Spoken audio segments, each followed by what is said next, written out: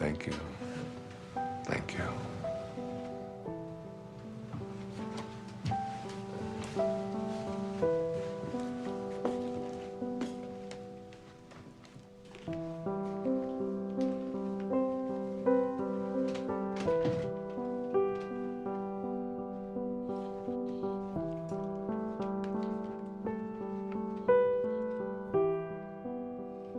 Thoroughly unprepared, we take the step into the afternoon of life.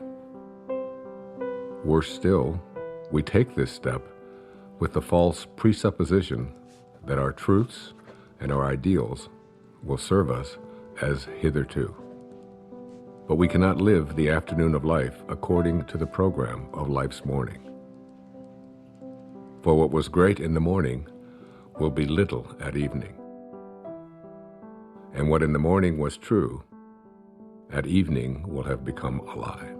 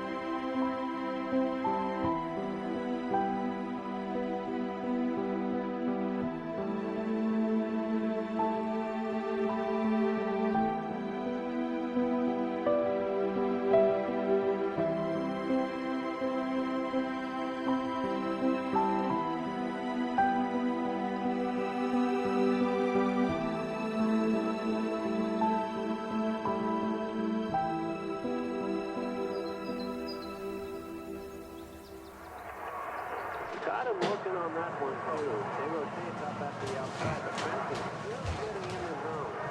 Oh, hi. Hey. Thanks, honey. Oh, hey, could I get some cream? Sure.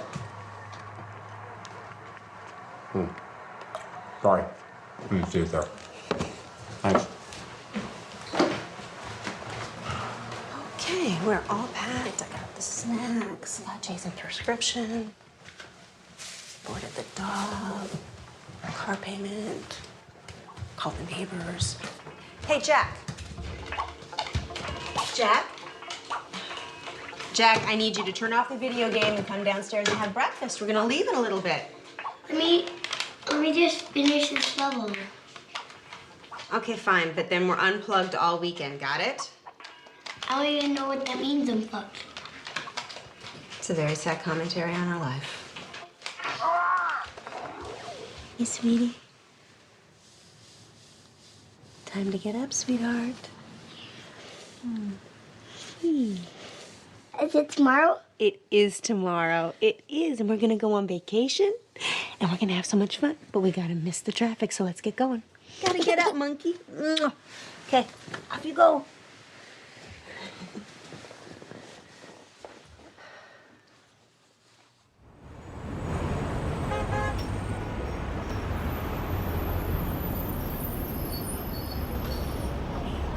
You're overreacting, Larry. I don't know what they can do. They can do a lot of damage to your image, Chad. Now listen, you have a brand to protect. More development can't afford lawsuits from environmental groups. This just isn't the right climate for that kind of stuff. What are you suggesting? I suggest you decide on some sort of compromise, or we'll be tied up in court, and you won't be able to start this project at all. You know, why didn't this come up when we did the impact report? I mean, for God's sake, we're talking about a tree. No, it's more than a tree. Chad, your pre-sales are already dropping, and now you're giving off the appearance of being insensitive. I am insensitive. It's a tree. You're paying me a lot of money for advice You know what, that you're not Larry, listening we'll to. talk about this later. No, wait a minute, Chad. You're charging me Chad, by the please, minute. I'm hold on. hanging up now. Don't hang. What was that about? I'm 80% done with this subdivision. Why don't you just not build near the tree? Then I lose money and you don't get your bonus. I'm not reconfiguring an entire section of it because of a tree. Never mind then. Have you made a decision about the board meeting this weekend in Monterey? Wait, what is this about? The House of Hope and Promise. Next time someone asks me to be on one of these boards, shoot me. Hugh Johnson is on it, remember? I went to great lengths to get them to ask you to be on it. Yeah. If Hugh Johnson's on the board, I'd better be on the board. In case you've forgotten, the House of Hope rehabilitates homeless families. I have put all of the information in this file for you. You can catch up on their mission in the car on the way there. I know what their mission is. It's to give handouts to people who can't handle things themselves. You know what? I never got a handout, and I managed okay.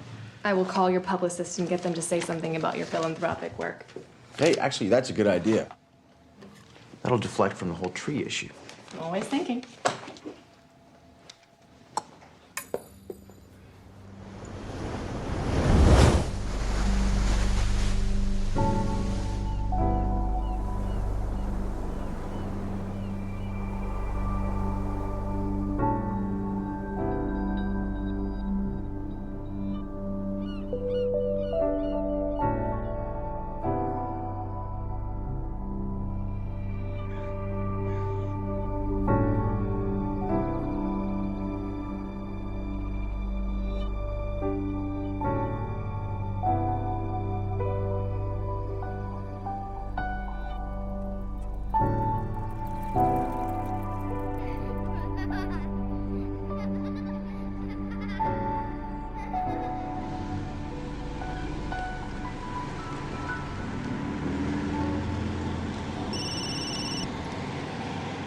And I need to find where the director's cottage is, so. Hello? You gotta get a new van, bro. Yeah, what happened? Is it? Well, it's kind of hard to hear you. The reception's shoddy up here. What do you mean they're reconsidering? You're kidding, right? Well, you're my agent. You're too violent? What does that even mean? I don't make slasher films. I make art. You got to convince them of that. Do they even know the talent we have on this? You got to find a way to get them. Look, he shook my hand. He looked me right in the eye, and he said, "This is a go project. I want to do your film." Yes, because if the money doesn't come through, I'll have to scramble to get another investor. I thought this was a sure thing. Excuse me, coming through. You want to make me happy? Get the money from my film. That would make me happy. I gotta go. I'm on the Wayne Dyer thing. Bye. Wow, damn. Is there anything we could do? You got about $5 million? If I did, would I be here? Then I don't think you can help me. Cheer up, David. It's a quick job. It's quick. It's quick and fun. It's 6:30 in the morning, Sarah. It's not gonna be fun. It's just a job. Nothing, Archie. We'll get them their footage, and then we're out of here. Wayne! Good morning, David. How are you? I'm great. I hope this isn't too early for you. Oh, no, I've been up for hours. Good, good. This is Rob, our cameraman. We're very lucky to have him. Nice to meet you. Ron does sound. Hey, Ron, nice to meet you, my And friend. this is Sarah, my production coordinator. Sarah. She's Pleasure. very resourceful. Great. If you need anything, just ask her. Got it. So if you're amenable, I thought we'd head down to the social hall area and then set up down there. Let's do it. I'm ready. I've been ready for hours. Yeah. Oh, let's do Grab it. your cape. Let's go. Super. After it. you, Johnson. All right. All right. How'd you sleep? I slept great. Oh, is there I'm anything? excited about this. Is there any expectation I should know about? I have no expectations. I'm totally in your hands. Whatever you want to do, I feel sorry Okay. for you, Dr. Dyer. You're sorry you said that. I'm just gonna blot you a little bit there. You got a little shine. Okay. You can't go wrong at this place. Isn't it beautiful? It is gorgeous here. I'm sort of allergic to nature myself. Oh, I just love it. I'm so thrilled to be here. He looks good. You want less trees, more trees? How's that looking? Sure, that's fine. Do you know anything about the history of this place? Have you looked into it? Not really. We just go where they send us, you know? The guy who runs this is a fascinating guy. He was telling me about the history of it. I can't hear him. Really a magical place. It's it's. Can you say that again? I'm sorry. It's a magical place. I got him. Back in 1913, Julia Morgan, she was an architect, and she designed this entire place. They set it up as a conference center for the Western Division of the YWCA, and they would hold all of their meetings here. And the name of the place, it's called a Silomar. You know, who knows what a Silomar is? And I was asking him, he said, well, a silo or a silio means refuge, and mar means sea. If we're good, we can start. That's interesting. Hear that, David? I heard it, together. yeah. This is a refuge by the sea, and it's just stunning. It's just so beautiful. I'm so That's excited great. to be here. Wayne, just so you know, tomorrow and the next day, we'll just ask you questions, and you go ahead and answer, and then we'll move locations and do more of the same. And I'll also be shooting some B-roll over the next couple of days. What again? B-roll? B-roll, like walk the and bees, talks you're and shooting the bees exercise. that are here. Yeah.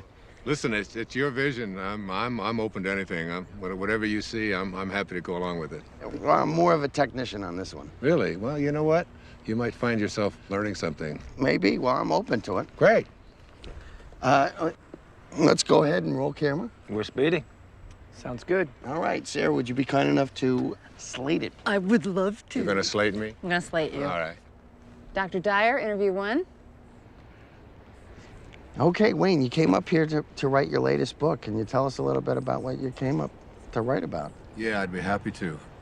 One of the things that has intrigued me over the years is so many people coming up when I talk about purpose and finding meaning in their life is what is my purpose? How do I find it? It always seems to be eluding me. I can't seem to get there. I've always felt that the real purpose of life is just to be happy, to enjoy your life, to get to a place where you're not always trying to get someplace else. So many people spend their lives striving, trying to be someplace that they're not. They never get to arrive. One of the ways to understand about how to find your purpose in your life is to return to nature, to find your own nature. I wrote a book a few years back called Change Your Thoughts, Change Your Life, which was based upon the ancient teachings of Lao Tzu in a book called the Tao Te Ching. Lao Tzu reminds us that all being originates in non-being. Jesus put it this way in the New Testament, it's the spirit that gives life. That you didn't really come from your parents. You really, all of us came from this place called spirit. And when you showed up here in this world, you showed up here from a tiny little drop of human protoplasm, a speck, if you will, and everything that was in that little speck that became you, everything that you needed was in that tiny little speck. One of the most important metaphors that I ever use is that the first 9 months of your life, from the moment of your conception until the moment of your birth, everything was being handled for you. There was nothing for you to do. You don't get consumed with the color your eyes are going to be or what your body is going to look like. It's all taken care of for you. You just surrender. I call it a future pull. And it's pulling you in the direction of whatever it is that you were supposed to be. And to me, it's not too great a stretch to say if everything you needed for the physical journey was already handled in there, then why not everything for the rest of the journey as well? All of your purpose, it's in there. All of what your personality, it's in there. Everything that you were to be, not just the physical you, but everything, if you just let go and allow. And so we're born. And we look at this beautiful little creature. As parents, I have 8 children. I've seen it happen many times. And you look at this beautiful little child and you look at it and you say, great work, God. Great work. Couldn't be any better. We'll take over from here. And then we're surrounded by all these people, our family, our culture, wherever we go. And we begin to be told that we can't really trust in who we are. Stop it, no, give that to me. We have to trust in something outside of ourselves, and we're on a journey towards ambition. Once you begin to say, we'll take over from here, you introduce something, you just take this perfection and you just edge out the Creator. You edge God out. E-G-O. Ego. This ego is the part of us that starts to tell us who you are is not this perfect divine creation, this piece of God that you came from. It doesn't say that. It says who you are is what you have. It begins with things like our toys, and then our bank accounts, and then the possessions that we have. Before you know it, we begin to identify ourselves on the basis of our possessions. We begin to take on a set of beliefs about the more that I have, the more valuable I am as a person. And so we spend our lives taking these young children and immersing them in a culture that emphasizes more. It becomes almost a mantra of the ego. You have to have more. And the more you have, the more you are aware of how much other people are trying to take it away from you. The more you get consumed with how do I protect it and how do I make more of what I have. The dilemma here is that if you are what you have and things go away, then who you are also goes away in the process. Going somewhere? Yeah, I thought I'd come with you. Why? Why not? Because this is a work thing. I'll be in meetings all day tomorrow. I'll have nothing to do. Doesn't matter if you're busy. I'll go shopping or something. I'll be fine. Hi. Sorry, we won't be needing you after all. Thanks, you can go. What are you doing? Oh, come on, it'll be a beautiful drive. Which car should we take? You are not coming, and I do not want to drive. I want to be driven because I have work to do. Okay, well then I'll drive. Let's take the Porsche. Denise, the place I'm going, it's not the kind of place you're used to. It's rustic. I think I can handle it, Chad. I know how to rough it. You know, I don't understand the sudden desire to spend time together. I just want to get away. Would you prefer I got my own room? Okay, what's wrong with you? Maybe I'm interrupting something. Oh, come on. Are you meeting someone out Of there? course not. Look, I don't even want to go to this thing. Well, then all the more reason I should go with you. You're not going to fit all those bags in the Porsche. Why don't you help me try? The second aspect of the ego is this idea that I am not only what I have, but I am what I do as well. You gonna get that? No, please, go ahead. Oh, it's all right. While we're stopped here, do you want anything, Dr. Dyer? You want water or anything? No, I'm fine. Still rolling, guys. We're cutting. What? Oh, keep rolling. Please. So, second component of this ego is the idea that not only is who I am what I have, but it's what I do. And what I do becomes this thing called achievement. And in this whole world of believing that I am what I do, we become consumed with this whole idea of my success, my value, my worth as a human being is based upon how much I accomplish. So I have to make more money, I have to get a promotion, I have to compete with everybody else who's trying to get what I have. We are taught this over and over and over again. All of our young people are taught this when they go out into athletics. The most important thing you can do is be number one, and you say, we're number one, we're better than everybody else. And we constantly find ourselves in this competitive notion again of believing that our world is one in which we have to compete. That's what the ego says. Now, the third aspect of this is the idea that I am what other people think of me. That is, I am my reputation. Particularly, this is relevant for young people who are taught that you have to dress the way other people think, and if other people don't like you, then there's something wrong with you. If you're consumed with that, then you're going to be something different every time you turn around. Now, this is particularly relevant with women, and especially in relationship to the family. Women are often taught in our culture and our society that the only way that you can fulfill yourself is by how you relate to your family, to yourself as a daughter, to yourself as a mother, to yourself as a grandmother. And while these are very important and creative aspects of every woman's life, if that's the choice that they make, it's not necessarily the only thing. And many women feel that deep within them that they have a calling to accomplish something great, to make a contribution. And oftentimes we'll put it aside. So what I encourage women to think is, don't ignore that calling inside of you. Don't ignore the part of you that says you came here to create something powerful, and you have just as much of an influence in doing that, just as much of a right to do that as anyone else does. Sure, I saw that one too. I wonder if I can get the whole collection on DVD. I think that might be a possibility. You know what my favorite episode is? I don't. Kick the Can.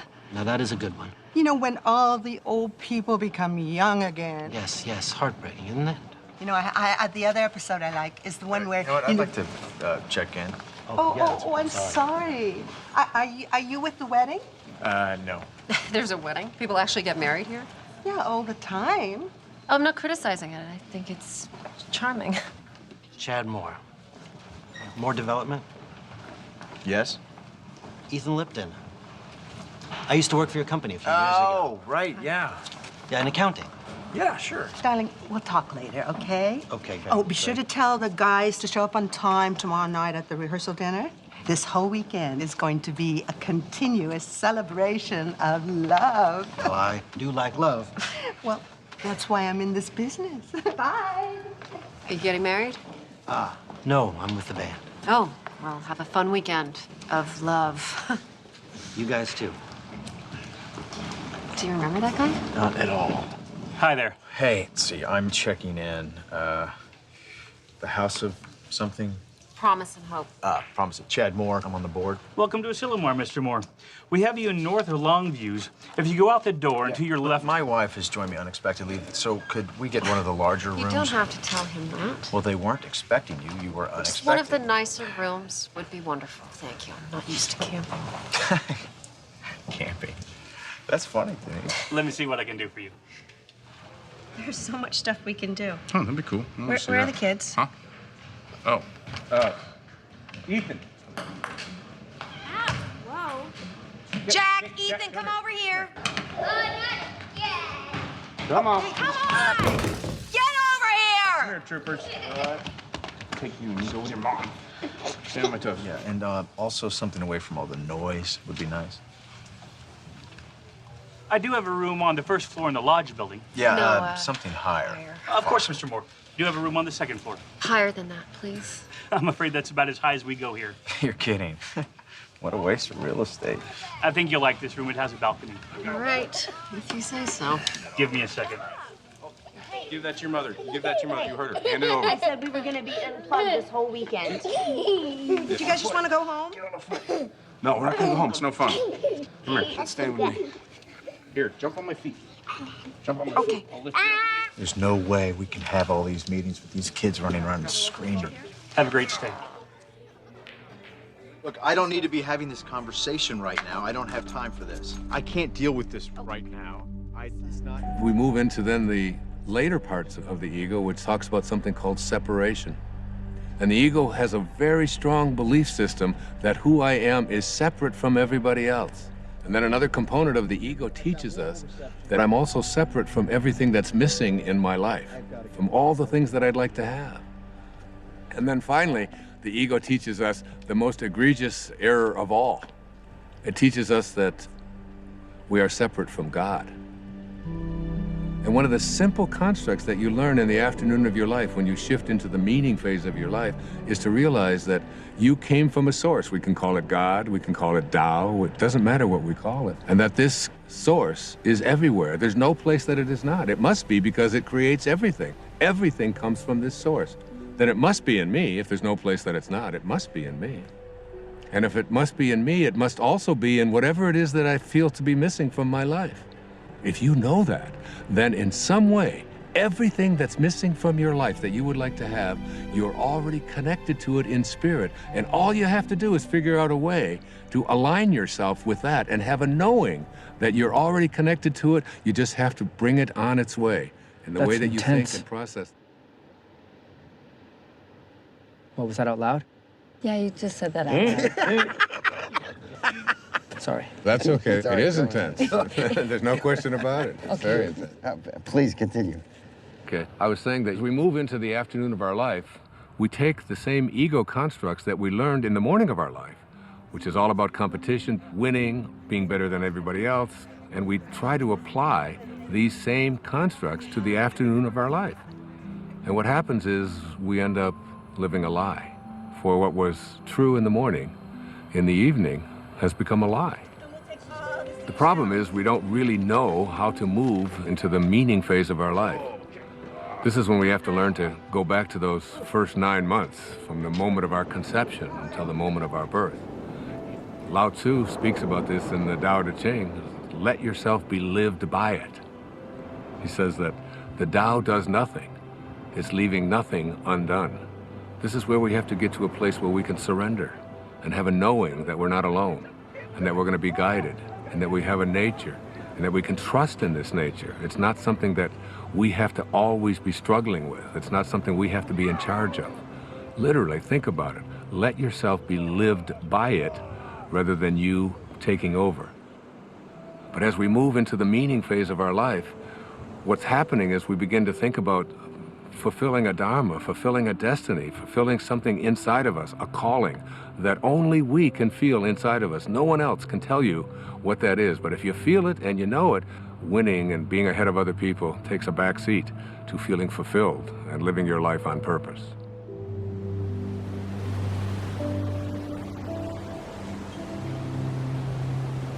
I'm coming to get you. No! Ethan! Don't throw sand!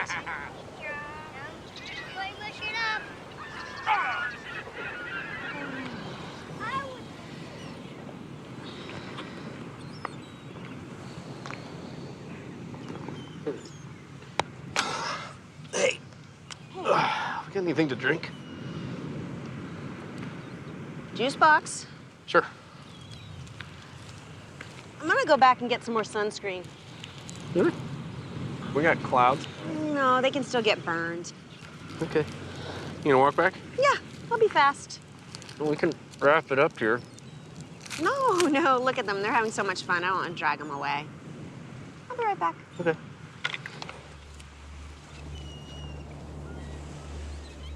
You got some great stuff. Well, I think it was a good start. I think it really was. I think you're going to see this thing come together in some unexpected ways. You're going to be surprised. You really are. Directors don't like surprises. Well, you're in for some.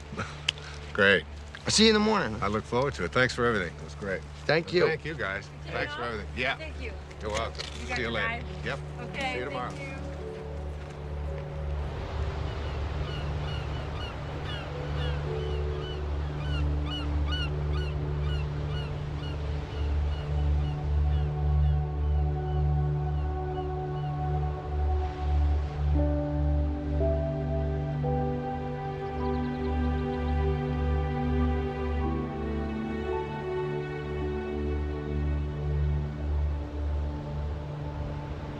Amazing, isn't it? Yes, it is. Looks like they're reaching for each other. Sorry? Well, the trees, it looks just like they're reaching for each other.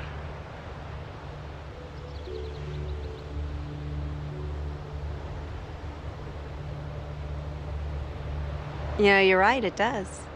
The whole place. It's like a different painting every day. You know, you're very fortunate to work here. I know. Hey, you want a lollipop? Excuse me? It's root beer. You like root beer? Actually, I do. It's root beer, but with a little bit of licorice. Thank you.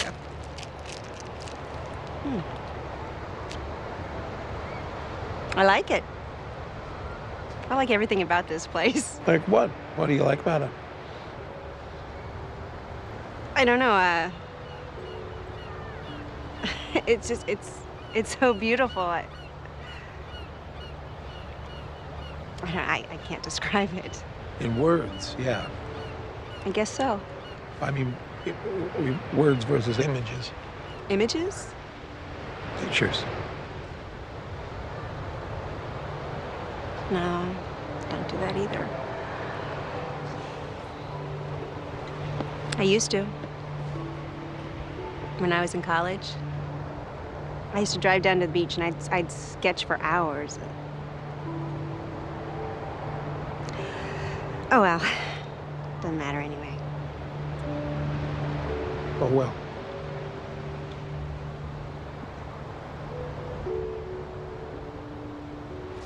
Hey, Mom. Where you been? What? We got cold. You eating a lollipop? I am. Bring any candy for the kids? No, I'm sorry. Oh. Oh, that's all right. Let's go back. Come on, buddy. Let's go. Yeah. All right. It's okay. Here. I don't get it, to be honest with you. That really doesn't surprise any of us, David. Seriously, if I didn't have ambition, nothing would get done. Is that supposed to be a comment about us? You have a napkin, please. You know what I mean. Like we're supposed to sit around and wait for things to happen to us magically. There's nothing wrong with a little magic in life. I can't trust magic. What I can trust is my own will to get things done. That's my main problem with what Dr. Dyer's saying. Okay, he's right there. You want to keep it down? He didn't hear me. Dr. Dyer, you want to come hi. join us? Sure, I'd love to. How you guys doing? Great. Good. This chicken's great. Good. So, Dr. Dyer, Yes. We were all just discussing your Right. first interview and all those things you said. And basically, David thinks that it's all BS. What? David. Yes, really? I don't think all of it is. I mean, I'm entitled to my own opinion, right? Absolutely. You are entitled to your opinion, and I respect it. And you know, David, you don't have to get this all at once. You know, just get a little bit at a time. That's all it takes. You know, you just start practicing it. Eventually, it becomes a way of life, and you start living from a different perspective. I'm not really a spiritual person. I'm too busy. Yeah, spirituality is kind of like a luxury. That is true. I find it hard to find time to meditate. Let me ask you this. Do you think that you're an inspired person? Do you live an inspired life? Do you feel inspired? I have no idea. Really? Well, let's take an example. Let's supposing I had an apple pie that we had just made. And out of this apple pie, we take one slice. We take the rest of the pie, put it over here, and I take this slice and I give it to someone. Let's say I gave it to you, Ron, and I say, Ron, what is this? That's an apple pie. How do you know that? How do you know it's an apple pie? Because it came from an apple pie. So, well, you laugh, but I mean, the truth is that's a very profound statement that you just made, that everything in the universe must be like what it came from. You can take an acorn and you'll never get a rose bush out of it. You look at yourself and you ask yourself the question, where did I come from? Who am I and what am I like? You know, instead of making our choices out of the place that we really are, our authentic self, we're making them out of the ego. And every time we make choices out of the ego, all kinds of things begin to happen to us that take us away from finding meaning in our lives. How do you know if you're making a choice from your higher self? You gauge everything on the basis of how you feel. Are you stressed out? Are you anxious? Are you fearful? Are you angry? Do you feel good about yourself? Do you feel like you're on purpose? Do you feel like your life has any meaning? When you're operating out of the only part of yourself that is authentic, bliss is your response. But what about the upside of ambition? I mean, I'm a filmmaker, and if I didn't, doesn't ego serve me? I mean, if I was going with the flow, I'd never get a movie made. That's a conclusion that you come to because you think out of the ego. You know, the fact is that you might even be able to make much greater films if you came out of a higher place. Imagine yourself as being able to live and work and do everything that you do from this place that, well, it's called Dharma. What's Dharma? Dharma is a spiritual principle that implies there is a purpose to our lives. Like an otter has a dharma, a bird has a dharma. Everything has a purpose. And when you find yourself living from that purpose, you have found your dharma. Your dharma is something that you will be living by. And rather than constantly using the ego, you will begin to say, this is what I'm here for. It's like, I call it a calling. It's like an inner calling. How do you know what your dharma is? Like, what if you can't even find your dharma? Yeah, I can't even find a date, let alone my dharma. Well, your dharma isn't anything you're ever going to find. Your dharma is something that you're always connected to. It is your divine purpose. It is something that you are aligned with throughout your entire life. The ego has kept us away from it. Excuse me, I have to take this. This is what I'm talking about. I'm sorry to interrupt.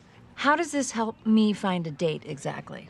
You don't need to find a date. If you live what I'm talking about, you'll understand that everything will be perfect and everyone that comes into your life will come in on time perfectly. You're a divine creation of God. You're a spiritual being. You don't need anyone else to confirm that. I love that. It's true. Dr. Dyer said it was. It is true.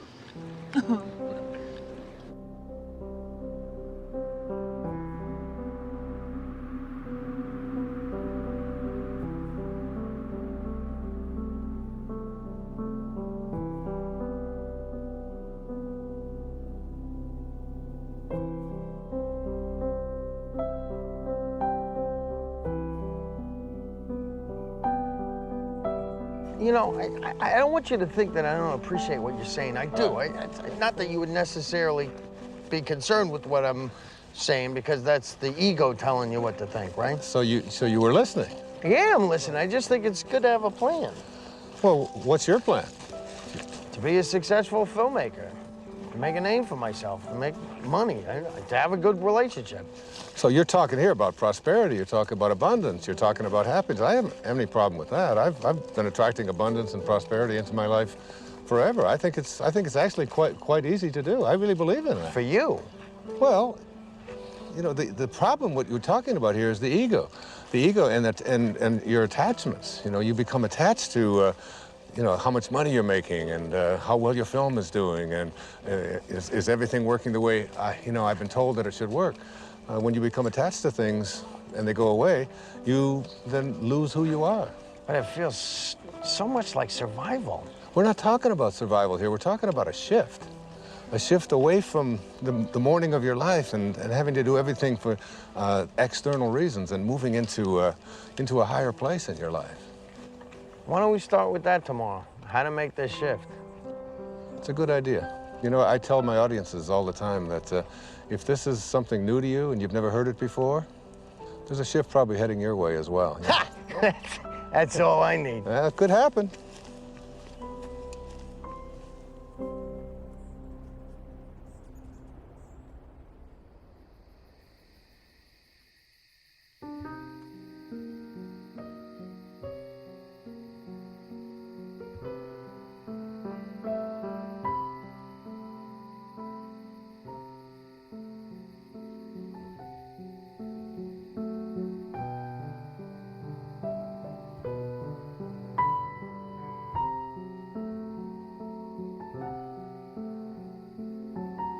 When great thinkers talk about union with God, there's this theme that comes through. It's about being in silence. When everyone else is asleep and there are no distractions, when you feel yourself alone with Source. This is the time when you are closest to Source. Being alone with Source is not just about feeling good, it's about a new awareness of my own divinity and what it's capable of achieving. It's all about returning back to the place that you came from. T.S. Eliot has a great quote, "We shall not cease from exploration, and the end of all our exploring will be to arrive where we started and know the place for the first time." I got a cut. Wayne, hold there for a minute. Hold there, Wayne, for a second. What is it? It's a bad angle. I gotta be lower. How long? 5 minutes. Wayne, take 5. Just hang there. We're readjusting the shot. Absolutely, no problem. You want some water, Dr. Dyer? No, thanks. I have an ocean here. Finish that test real quick. Hi, you've reached the office of Alex Chase at ICM. Please leave a message for Alex or Jason at the tone. Thanks. Alex, it's David. Call me back when you get this. I'm getting a little antsy. I think we should have heard by now. What'd the executive say? Do you know anything? And why haven't I had a meeting yet? See the difference? Yeah, call me back. I'd appreciate it. Ooh. Wayne Dyer interviews day 2. Rolling. Okay, we'll start with the transition from ambition to meeting. Great. It's a good idea. I can give you an example from my own life. It might be helpful. When I first started writing, I was very blessed to be considered, quote, successful. My motivation very often became how much money was I going to make on this book? What was my next contract going to look like? How many weeks did it appear on the New York Times bestseller list? What position was it? Did you get on The Tonight Show? Did you get on The Donahue Show? Hold on, I'm confused. Yeah? Yeah, if you were a success, who cares what was motivating you? Well, I guess you begin to change your definition of what it is that constitutes success. I mean, success can be identified in those terms, and there are other ways to look at it as well. But there's people listening to you. I mean, where would you be if you didn't initiate it? I mean, it got you started, right? I'm sorry to interrupt. Are we switching to a Q&A format? I'm just curious. Sorry. No, that's okay. It's a very normal question. It's a very common concern that people have. For myself, we talked about my writing, David, and yes, by all means it was successful, but there was a part of me, inside of me, that said, there's something more for me. I was writing books about psychology, your erroneous zones, pulling your own strings, the sky's the limit. All of them were doing well. All of them were bestsellers. It was all, but inside of me, I was shifting. There was a calling to something else, and I could see the shift taking place in my life. And the shift was, it was more in the direction of spirituality. It was more in the direction of higher consciousness. I began to become excited and thrilled by reading people like Krishnamurti, by reading people like Muktananda. And I remember going to my agent and I said, I want to write a book about how to take some of these great spiritual ideas. He said, no. You're going to write a book about sex. He said, this is going to sell. This is like Dr. Ruth has got one, but you're way better than Dr. Ruth, you know, and he's going on and on. And he said, and then I've got a second book for you, and we're going to do a 2-book deal, and you're going to write a book about how to make money. You know, Wayne Dyer's approach to making money. And I'd say, Artie, I said, I can't do that. I said, I have to write about it. He said, no, nobody's going to buy this stuff. He said, that's the airy-fairy stuff. That's out there. That's all that new agey stuff. He said, you don't want to. I said, but I have to write that. That's what I'm living. That's what I'm feeling. It's so exciting. And I remember submitting the proposal to him, and he said, all right, I'll send it in. And they reluctantly, they didn't give me much of an advance at all because they didn't even believe in it. But off I went. There was a strong inner kind of feeling that I had something greater to give. I had something that I had to do that was beyond just going through the motions, just doing what I had already mastered, what I knew how to do. I remember when I made the shift, even though there was a little bit of fear, I remember feeling probably the freest that I'd felt ever in my life. I wasn't motivated by whether people are going to buy it, how much money I'm going to make, whether people are going to put me on a bestseller list. Those became external kind of factors. Those became things that started to chase me rather than me chasing it. Basically, I think, David, what I'm trying to say to you is that you get to a place in your life where you start to be guided by something that's larger than yourself. Just stay aligned with what you're here for and stay in harmony with Spirit, with God, with Source. Stay there. And as you stay there, the meaning phase of your life begins to take over. And once you cross over into the afternoon of your life, it's impossible to go back. Wait, Monday? You can't keep telling me Monday. If it was coming through, it would come through like 5 Mondays ago. Well, we can take a pause here for a second. You are not telling me this right now. What do you mean? They're replacing me? You don't know what to tell me? This movie meant everything to me. I bought them this movie! It's my movie! This movie meant everything to me! Damn it! Okay, this would be a great place to break. Is he okay, you think? I think he's gonna be fine. Let's just call it lunch. Everybody get something to eat, okay? And then as soon as I...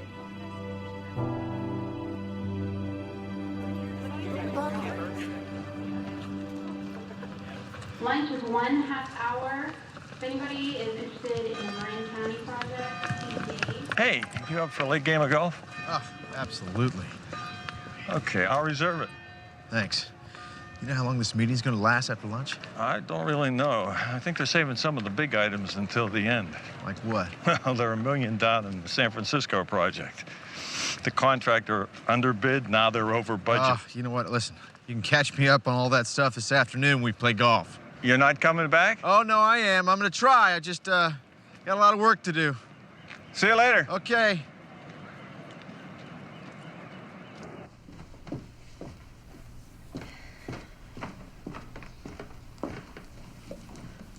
Good book? Not bad. I'm sort of a slow reader, but it's being patient with me. You said you worked for my husband?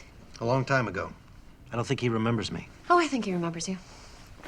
Well, he let a bunch of us go all at once, because, you know, he needed to scale back. Sorry about that.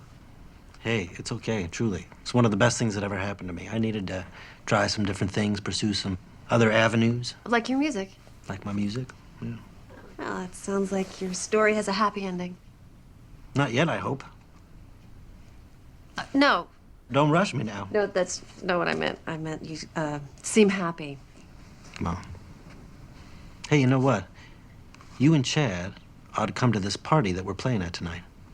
Oh, thanks anyway. Yeah, come on. It's supposed to be a continuous celebration of love. Isn't that what she called it? Oh, yes, I think she did. Okay, so you guys have to be there to help us continuously celebrate. I can't crash a party. I just invited you. You can't invite us. Too late. Sorry. Happened. No. Thanks, though. I'll see you around. Okay. Wear something comfortable.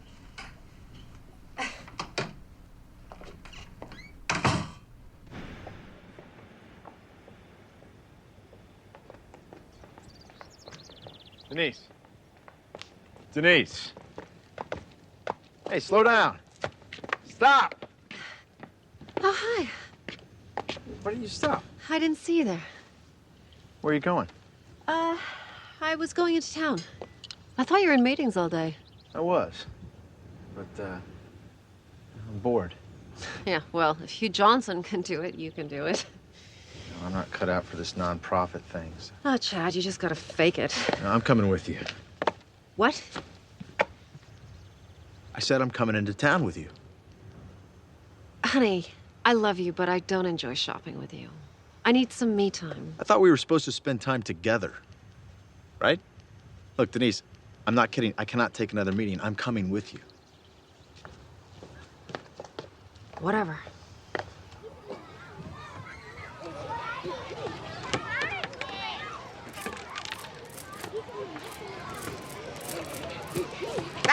Hey! Guys! Stop it! Take it over there or you're gonna lose the water guns. Oh, they got you all wet. Oh, it's no big deal. It's just water. Water is soft. Don't give it another thought. It's great. I am so sorry. Don't be sorry. I got 8 kids of my own. I've got grandchildren. You know, these things happen. Things get messy once in a while. It's fun. Well, thank you. That makes me feel a little bit better. I always see it as an opportunity to sort of practice what I call non-interference. Oh, I wish I could do that. Oh, you can. Of course you can. Really? I mean, I'm their mother. Isn't that a little irresponsible? I don't see it as irresponsible at all. I think parenting is not about having children lean on you. It's about making leaning unnecessary. Yeah, they've got a compass. Let them follow their own compass. What would I do with myself if I wasn't interfering? Oh, I don't know. Do you ever think about music or art or something like that? How'd you know? No what? Nothing. Thank you. It was really, really nice talking to you. Well, you too. God bless you. Namaste. Namaste. All right, guys, come on. Time for lunch. I don't want to eat. Me either. Before the ants eat 'em. Just come and eat when you're hungry.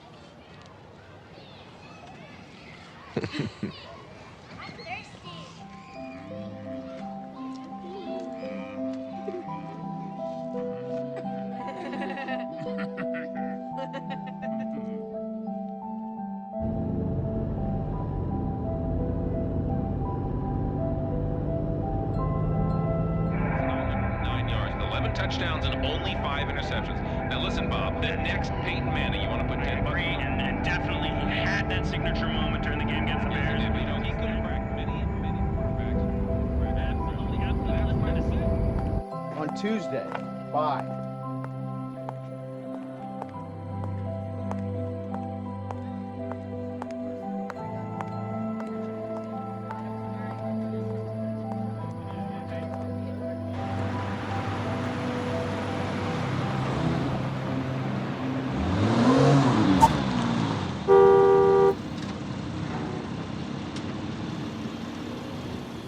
I think I'll return that dress. The one you just bought? The red one. I waited 45 minutes for you to decide if you were going to buy that. I don't think I like it. Then why'd you buy it? Actually, I think I already have it. It took you an hour to buy a dress that you already have. This is exactly why you shouldn't come shopping with me. Well, I've got an idea. How about if we just not talk to each other at all?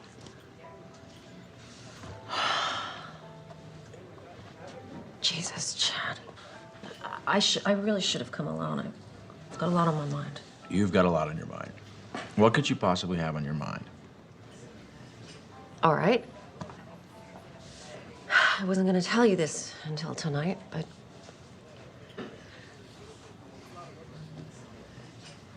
What? This weekend is a write-off for you, right? Because you're on the board of that charity. Right. You're about to have another write-off. What's that supposed to mean? Ugh, God, I'm trying to put this in a way you can relate to. Yeah, well, I'm not relating. I'm pregnant. What? You're joking. No, I'm not joking. I don't want kids. I know. I didn't either. But this just happened, and I thought, I don't know, maybe it's time for change. You know, that we should experience this thing that everyone says is so wonderful. You know, maybe it's time to stop being so selfish and start thinking about something other than... I want to be selfish. I like being selfish. I like our lives. We come and go when we want. We're happy. Oh, you think we're happy, Chad? I don't know if we're happy. I mean, God, you're always at work. We never see each other anymore. I'm always at work because I need to buy you the things that you want, Denise. Cars, clothes, houses, everything you want. But still, it's not enough to make you happy. Please, keep it down. I want this baby. I think it could be the most wonderful thing we could do with our lives. Come on, I get what this is about. This is about you feeling like you haven't done anything in your life. So you think you need a baby to feel validated. Well, you know what? I don't. I worked my way up from nothing, and I will not sacrifice our lifestyle so that you can indulge in yet another distraction. Wow. A baby is not a pair of shoes, Denise. I know that, Chad. You are so cruel and you're so mean. God, you used to be fun. What happened? You planned this, didn't you? It was an accident. Sir, I'm gonna have to ask you to leave. Please. It can happen. How could you do this? How could you do this? Thank you so much. Thank you for making this the tender, precious moment that every Tender, woman precious dreams about. moment? We don't have tender, precious moments. we You know what we don't. did have? We had a prenup, an agreement. You signed it. No kids. I know, and I changed my mind, okay? People can change. Well, you know what? Chad. I didn't change my mind. Well, what are you gonna do about it? Divorce me because I'm pregnant? I might. As a matter of fact, I'm definitely divorcing you. Will you please shut up? I'm Okay, definitely fine. I don't care. Go ahead. I'm better off raising this baby without you. Good luck. You signed that prenup. You won't get much. I'll make sure of I it. hate you!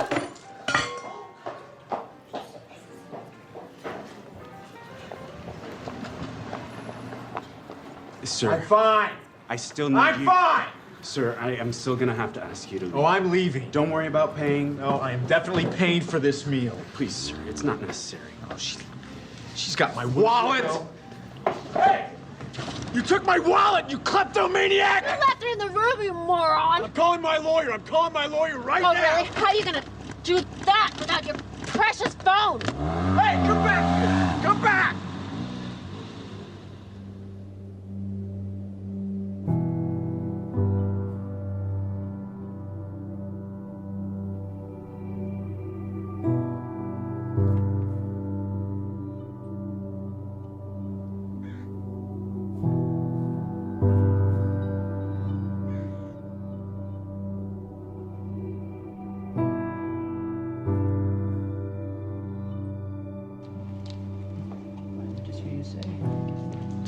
Testing. 1, 2, 3. Can you hear me? Great. Okay.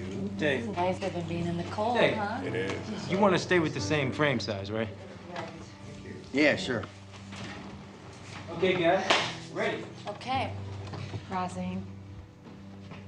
Okay, Wayne, can you just shift your chair just a tiny... Sure. Thank you. Oh, perfect. Okay. Perfect. Okay, so we good? We are good. All right. David. We're rolling. David? David, why don't we take it from where Wayne was talking about the shift? We can just continue from there. Sounds good to me. Okay, this shift, this movement from ambition to meaning, from the morning to the afternoon of your life, generally it's preceded by what we call a quantum moment. Sounds strange, perhaps, to use a term like that, but quantum moment really refers to the characteristics of what it is like when you have what Maslow called a peak experience. The first of these qualities, there's 4 of them. The first of them is that it's very vivid. The second quality or characteristic of these quantum moments is that it's a surprise. And the third characteristic of these quantum moments is that they are benevolent. They always feel good. The fourth and final quality is that it's enduring. That is, it isn't just something that comes and then goes and it's out the window. It lasts with you forever. For example, I left drinking behind in my life 21 years ago. And I couldn't even imagine that I could have given it up because I'd always had 2 or 3 beers every single day for the previous 10, 15, 20 years. I couldn't even remember a day when I hadn't. And I knew that I had to make that change. And it was 4:05 a.m. in the morning. I could remember the clock when it turned. I woke up, and there was like a breeze in the room, something that I've never experienced before. The smell of roses. This was 21 years ago now. I can tell you what was hanging on the closet, the hook that I had there. On the mirror there, I had a cartoon that I had there. I can still see that thing exactly as if it happened this morning. The vividness of this is something that I've never, ever been able to forget. I can remember how surprised I was at what was happening at that time. It was almost as if some kind of force had taken over, and I was just amazed by it. So if you're lucky this happens to you, David, it has nothing to do with luck. It's like when the moment is right, when you are in a different state, in a different place in your life, exactly what is supposed to happen will happen for you. The low points in your own life, these times when you think that nothing could go any worse, oftentimes are the things that we need to propel ourselves to a higher place. Let me give you an example. The night before that moment that I just described to you, I had taken my entire family, 5 children, and my wife, and we had all gone to this restaurant. And like I always did, every single time I went to a restaurant, I ordered not just 1 beer, but 2. And that was so that in case the waiter wasn't there when I wanted my second one, I would be able to have it. And the waiter said to me, "Oh, excuse me, sir." He said, "I'm sorry, but I can't serve you alcohol." And I said, "Why?" He said, "Well, last night one of our waiters served someone who was underage, and we had our license suspended." I said, "Come on, we're getting out of here." And I made each one of my children get up, get back into the car, strapped into their car seats and so on. My wife, who, God knows, had so much to do, and it was such a hardship for her. But it didn't seem to matter to me at that time because I wanted to have my beers, and I was making myself more important than everyone else. And we drove off and went to another restaurant. And I can remember thinking that night as I went to sleep how ashamed I was. My wife tried to talk to me a little bit about it, but I would have none of it. I was right, and that's just what the ego always makes you. It makes you right. And that night, that experience that I had at 4:05 a.m. the next day, not only did it get me off of alcohol, it probably saved my life. It transformed my life in so many different ways. And it was all because I was open to it. You don't believe that? Sounds like more sitting around until some sort of epiphany comes to you. It's not about waiting around. You know, in the Tao, one of the great lessons that I learned is that it teaches us how to be soft, how to be flexible, how to not be always in control. One of the great teachings of the Tao says that let yourself be lived by it. But you didn't do anything. That's the whole point. That's the place you want to get to, where you just allow. In the recovery movement, it's called letting go and letting God. Allowing this source that is always flowing through each and every one of us to do and perform its magic. And that magic will always work in our best interest if we just surrender to it. If you could just stop interfering in your own life and just let yourself be done. If you can get to that place, nothing will be left undone. Everything that you need will be there for you.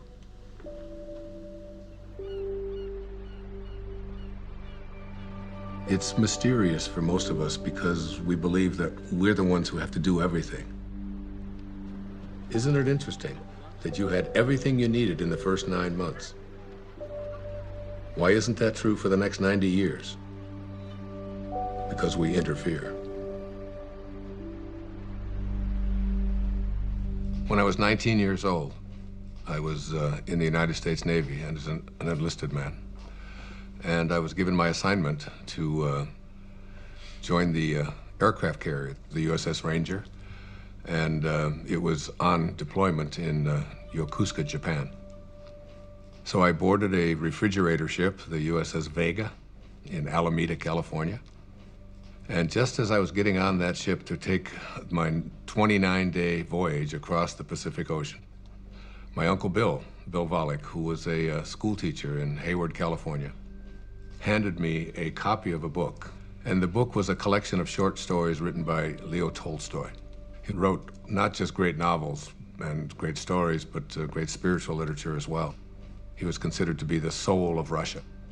And the first story in this collection was called The Death of Ivan Ilyich. Now, Ivan Ilyich was a judge who lived in Moscow. One of the more important features of this story is his relationship to his wife, who he basically hated because he despised his work. And he felt that she had pressured him and pushed him into doing this, that it was a prestigious thing to do. And he was filled with internal rage and anger at what he had done. The title of the story kind of gives it away, The Death of Ivan Ilyich. You know he's going to die. Now, Ivan Ilyich was lying on his deathbed, and his wife is holding his hand, this woman that basically he despised for all of his life. And he looks up into her eyes, and his last words are, "What if my whole life has been wrong? and he died. I was very shaken and very moved by that. And I took out a pad of paper and I wrote a note to myself. And I said, "Dear Wayne, don't die with your music still in you." And I've lived that for my entire life. When you die, you will return to that source, and you will be in that space of love. But the Tao says that you don't have to die to get there. You can die to the ego and live from that space of perfect love while you're here. That vivid, surprising, benevolent, enduring quality that defines the quantum moment that leads us into the shift is really an indication that you're returning back to the source. You're beginning to live from the Tao. It's reconnecting with the field of intention. In Greek, the word enthusiasm breaks down to entheos-iasm, which means the God within. When you have passion, when you have enthusiasm for something inside of you, that's really God speaking to you and saying to you, don't get to the end of your life and have to be able to say what Ivan Illich said. What if my whole life has been wrong? I can't think of a greater tragedy than that.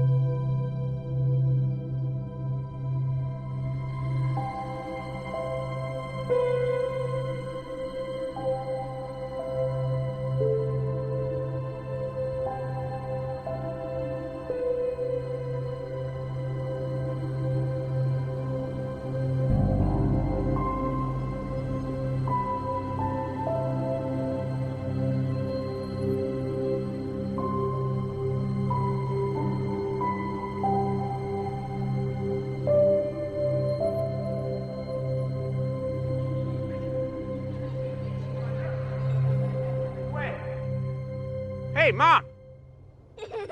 What is it? Eartha, Mom, where'd you go? I'm sorry, it's just... It's so beautiful. I was imagining how I'd paint these trees. You don't put paint on trees. Oh, no, honey, it's, like make a painting of it. You know, like you make a picture in school? Mom, you're not a painter. I haven't seen you paint anything. All right. Next one to that rock up there. Wins, go! Go! Let's go get him. Let's go get him. Go, Wayne, come on! What did you do? I'm losing.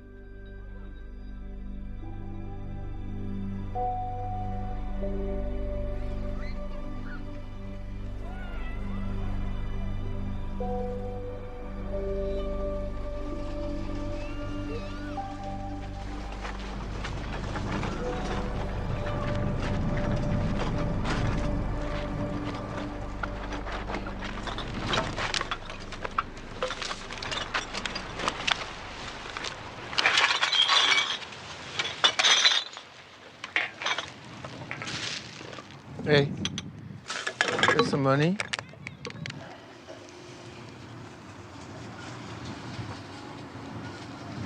God bless you. What? I said, God bless you. Why would you say that? I didn't even give you any money. You got any money? Not at the moment. But you? Need to call a cab. Hey, here you go. It should help you. Thanks. Wouldn't happen to have a cell phone in there, would you? I don't need one. You make money with that stuff? I make good money. Where do you live? Over there. Over there. But my favorite place is there. Under that tree. That's my favorite. I know that tree. We're friends. It's a good one, huh? You know what you gotta do? You get some of these bottles, and you can make some money. There's a machine down there. You put the bottles in, and you make some money. Thanks. Maybe I can save up for a cell phone.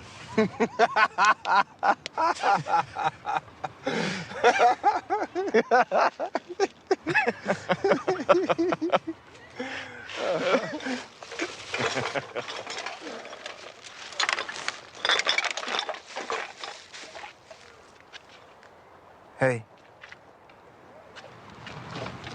Do you have some money?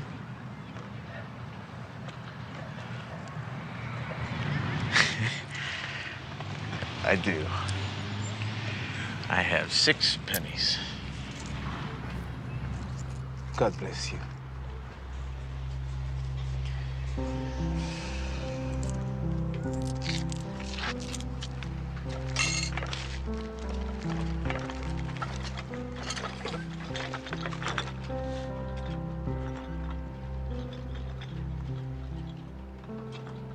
Synchronicities.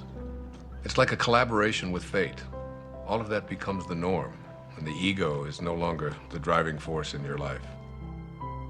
You begin to recognize that there's a powerful organizing intelligence that's in all things, and it's working with you and for you, almost as if you're making it happen by just being connected to your source. The destiny that appeared to be imposed upon you by something outside of yourself is no longer the relevant driving force in your life.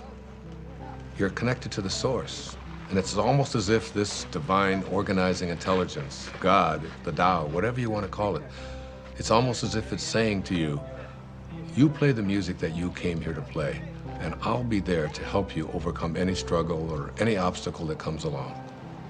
And it's not going to be a struggle because Source is supporting you. Yes, hi. Could I get a cab, please, to Monterey Motors? Yes. Thank you. Thank you very much. Bye.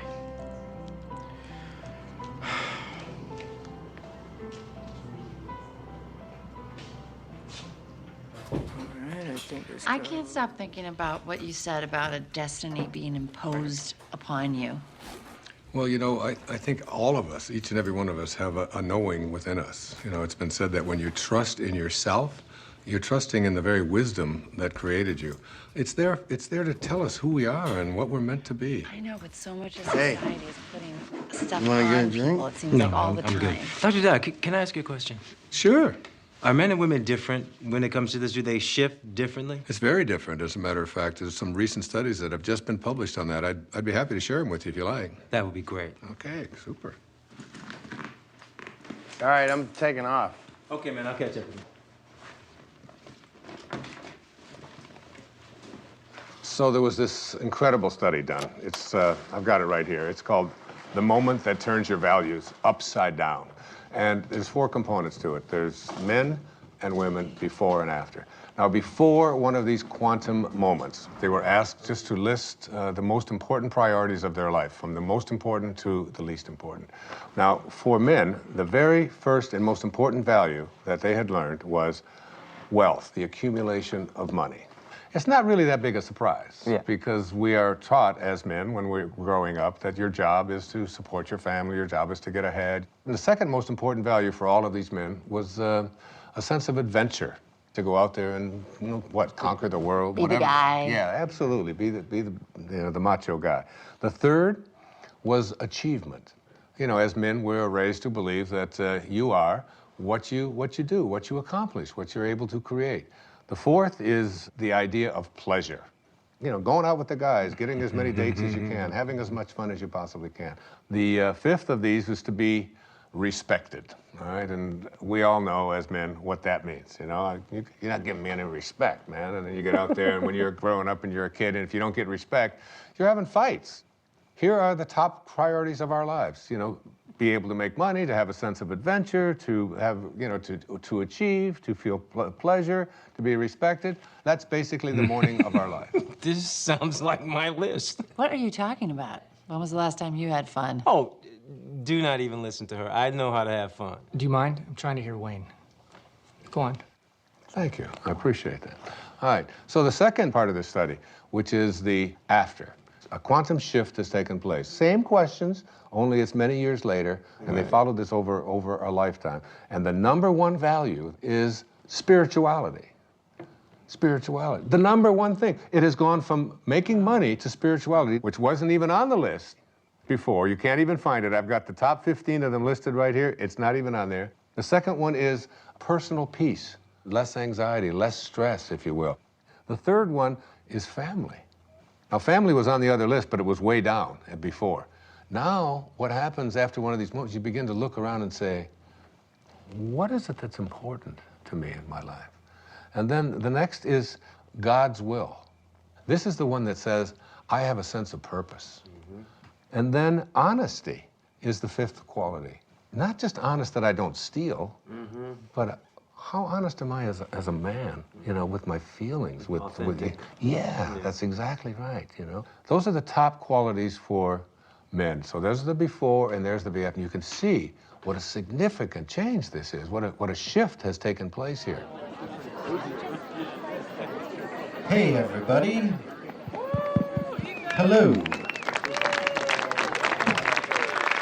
Thank you. We are very glad to be here tonight. Steve and Lisa are dear old friends of mine, and so when they asked me about the prospect of our band playing at their wedding, I felt like I had no choice but to say, are you sure? Are you positive that's something you want to inflict upon your friends and family at your wedding day celebration? And Steve and Lisa assured me that that was exactly what they wanted to inflict upon their friends and family at their wedding day celebration. And so, here we are. You need a bossy man to love you, a bossy man to hold you close, a bossy man to dress and care for you, a bossy man to take control. You need a man with all the answers, a bossy man to run the show. The bossy man, he pays for everything.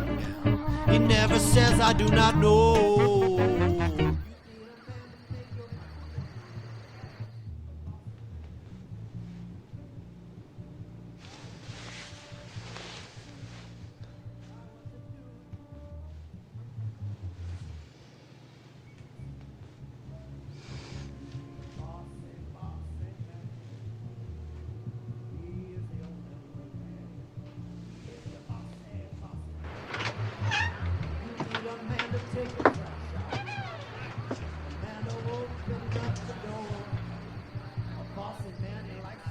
Okay. I know what you're gonna ask. I can already tell. Yeah. What's the deal with the women? Bring it on. For women, it's even more astonishing. Before one of these quantum moments, the number one value is family. And it's not surprising because women are kind of raised in our society, in our culture, to be a good mother, to be a good daughter, to support your family, to take care of your children, and so on. The second one, which may surprise you, was a sense of independence, of feeling as if I would like to feel independent. Women are very conflicted. Yeah, makes sense. The third was career.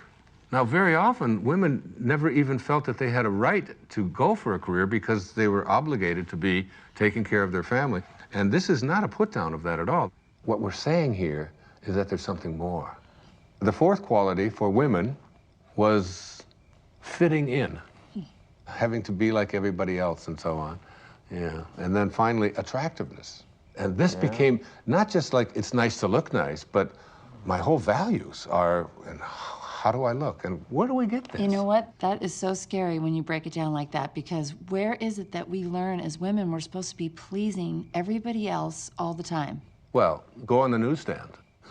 You know, all you see are magazines with pictures of girls with waists this big and, you know, with implants, lots of emphasis on makeup, having the right labels, carrying the right bags, and so on. So these became the top qualities or characteristics or values for women before one of these shifts. Well, I hope the after list is better. Their values shift dramatically. The number one value for women after having this experience, is right here, is my own personal growth. Now remember, before it was like taking care of everybody else, doing the right thing, fitting in, and now it's all of a sudden, how am I growing as a human being? How do I feel about myself? The second is a sense of self-esteem. Am I worth anything? How do I feel about myself? Am I a valuable human being? The third one is spirituality. My sense of my connectedness to something bigger and greater than myself. And then happiness. Again, this wasn't even on the list. It was almost at the bottom of the list before. How often have women been raised to believe that their happiness isn't an important thing, that doing what they are supposed to do rather than feeling, you know, a sense of, I'm entitled to be happy. And then a very interesting one, it's called forgiveness. This became very important in their lives. Forgiveness. That's good, because then you can forgive all those people that gave you bad information about what you're supposed to be doing. Yeah, there's a whole lot of resentment that begins to take place in people. It's what so many people just go along with. Oh, right. Joe. This is great. Hey, you're the best. Thank you so much. Yeah, this is great. We should be filming this. Thank you very much. Good night, guys. You guys did so well in the hike today. Good night. Can I have a glass of water? Of course you can.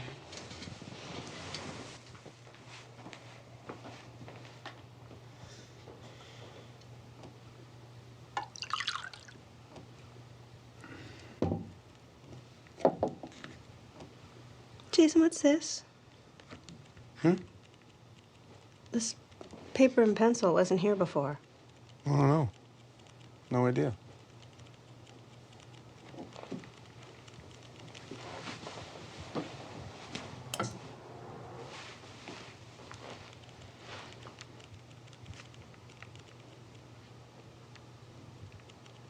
Hey, Jason? I think I'm gonna take a shower. Okay.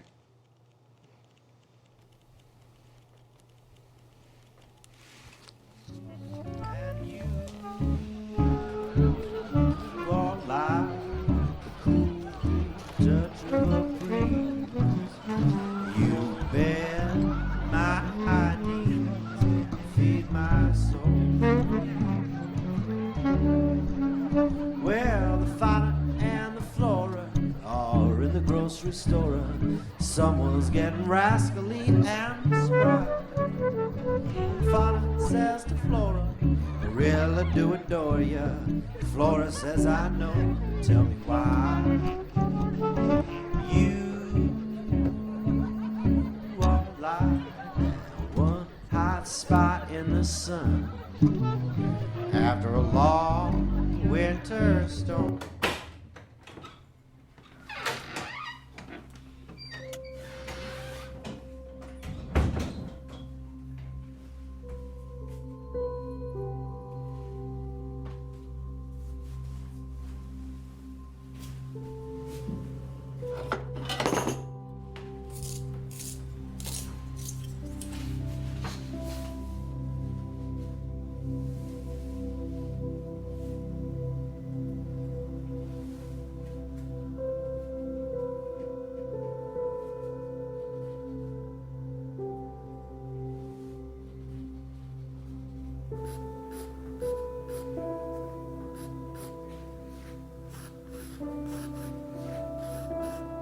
I don't know, would you guys like to hear, I think maybe the only true miracle that ever happened to me in my life. A real miracle? Yeah, it was an authentic miracle for me.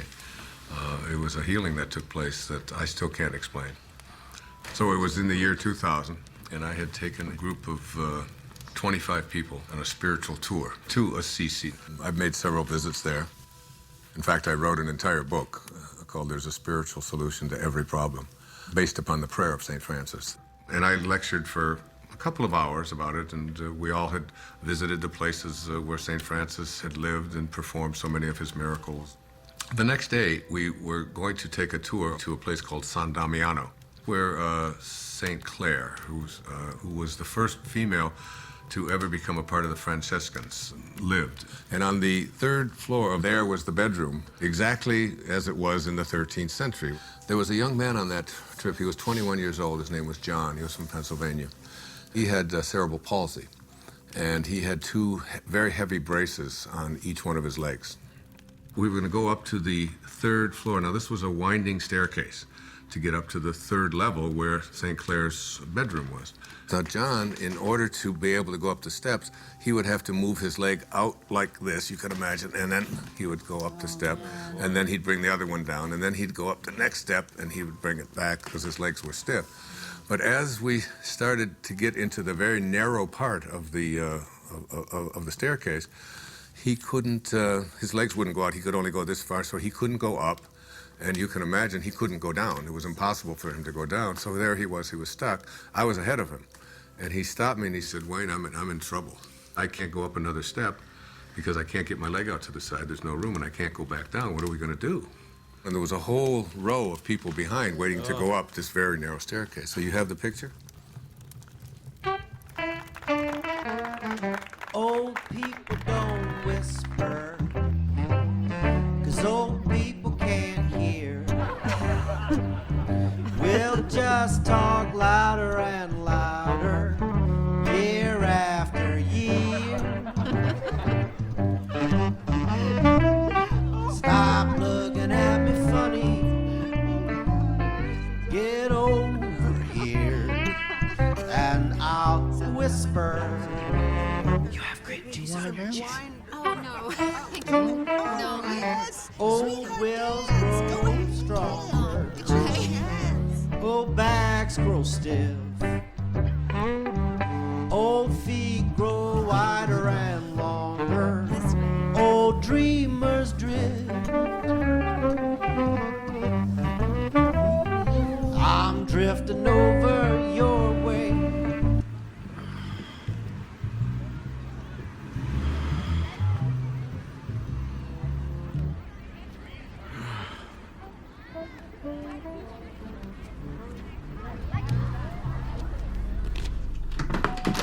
Denise?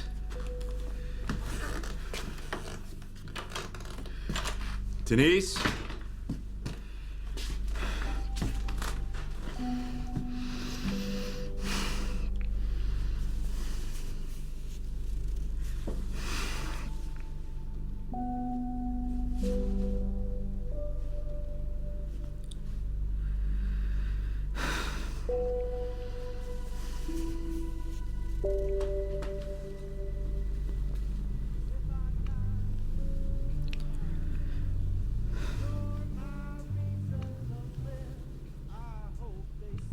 So I said to him, without even thinking, John, what I want you to do is just strap yourself on over my back and put your arms around my neck and just lean over and I will carry you up these steps.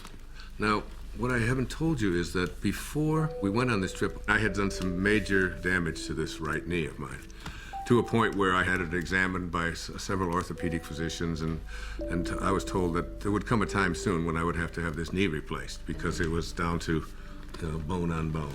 So as he got on my back, and now we're talking about 240 pounds or so, he went, I went about 3 steps, and I realized that my knee was about to collapse, and I was going to go straight down. And I had a quick vision of what the newspapers and the Assisi Daily News were going to say the next morning. Spiritual teacher collapses, bottom of the stairs, 40 people dead. You know, it was like, and so as my knee started to go down, at that moment, I saw a vision of St. Francis. I had a vision of what he would look like, and he didn't say a word. It was very, very quick, and he just went like this with his hands. In other words, stand up. And suddenly, and I had the fragrance of roses was in there, the same fragrance that I had, remember in the story I told you? In that quantum moment when I had that, the same kind of thing. And I stood up and I started walking up the steps with him, and my knee just suddenly righted itself. It was fine. Not only did it right itself, but I suddenly had like a burst of energy like I've never had before. And I started walking faster with him on my back. Then I started running. And I ran up all of the stairs. My wife was waiting at the top, and she said, "What happened to you? And what are you doing? And everybody else is out of breath." And I said, I had a miracle. I just don't know what happened. And I realized that my knee didn't hurt anymore at all, and I wasn't limping, and I had no pain in it at all. By the way, I've never had any surgery, nothing ever done to this knee. It was a healing that had taken place in that moment.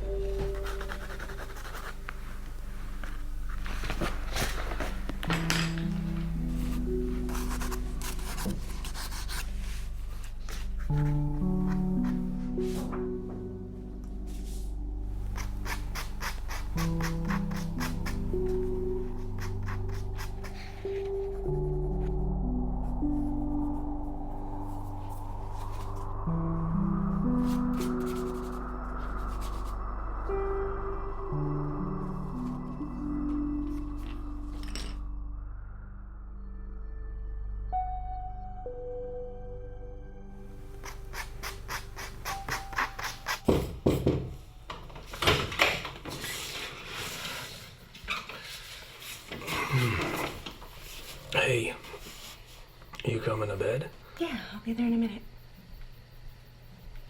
What you been doing? Oh. I thought you were gonna take a shower. I did. And your clothes? I was going to, and then I got distracted. Huh. What you been doing? Nothing. Are you all right? What do you mean? Well, you just seemed a little checked out today. Just wondering if anything was wrong, or... No, I'm fine. Don't worry. I'm a little worried. No. Can I look? Jason, no. Quinn, I just want to look at him. Jason, I love what you do. I just wanted to look. can you please go? Quinn, I just want to Just go. Please? No. You know, really, you're not very good anyways. Really, don't bother. Don't bother.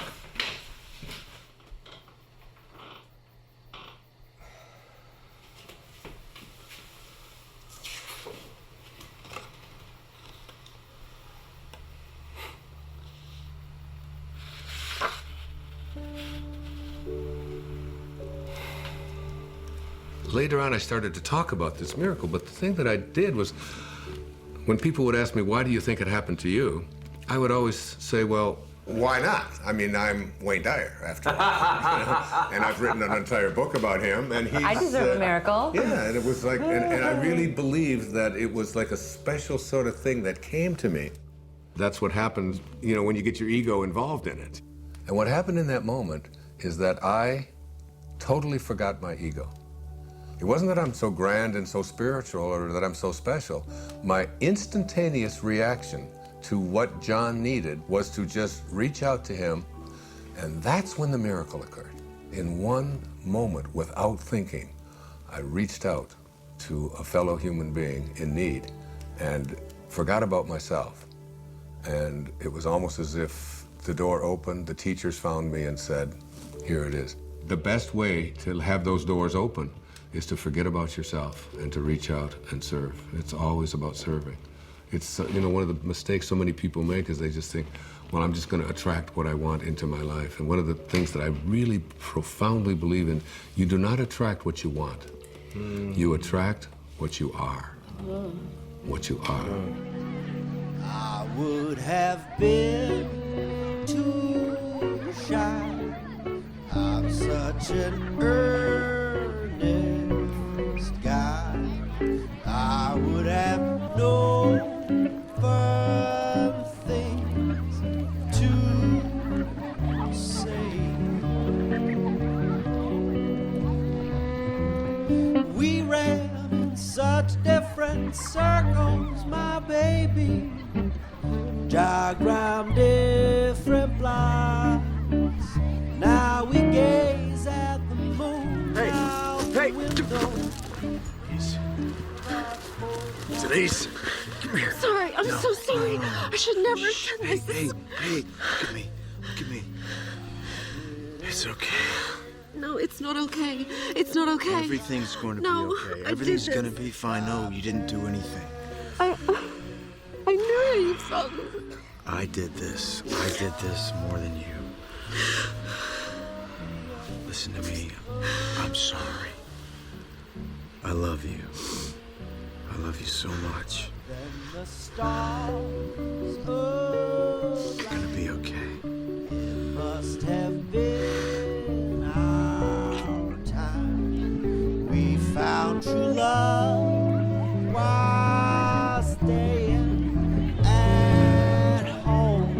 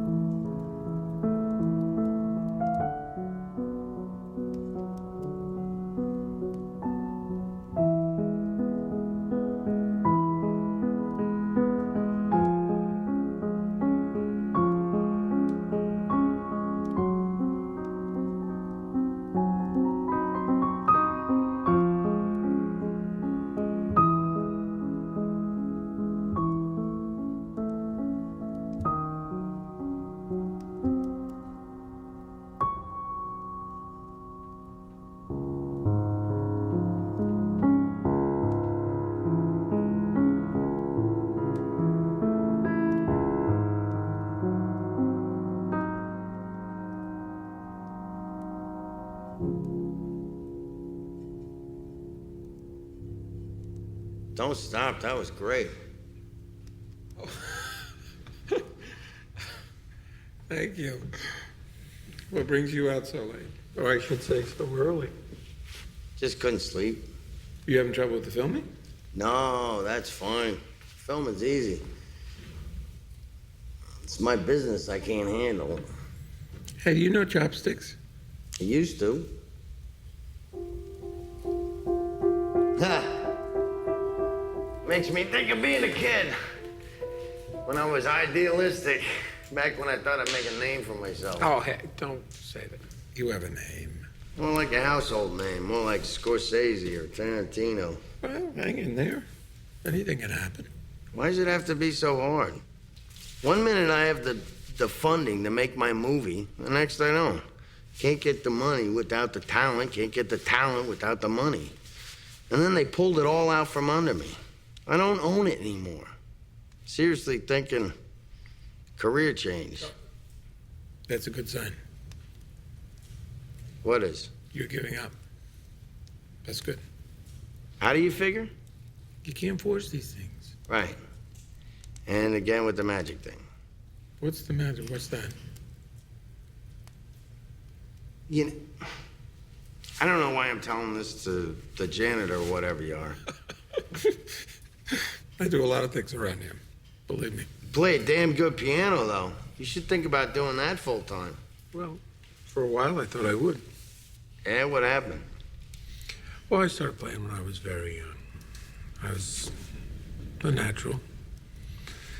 And then I got older and I became more aware of people watching me play. And then I started to play more for them than for myself. And then I got very scared that I would disappoint them. So I did. Did what? I disappointed everybody.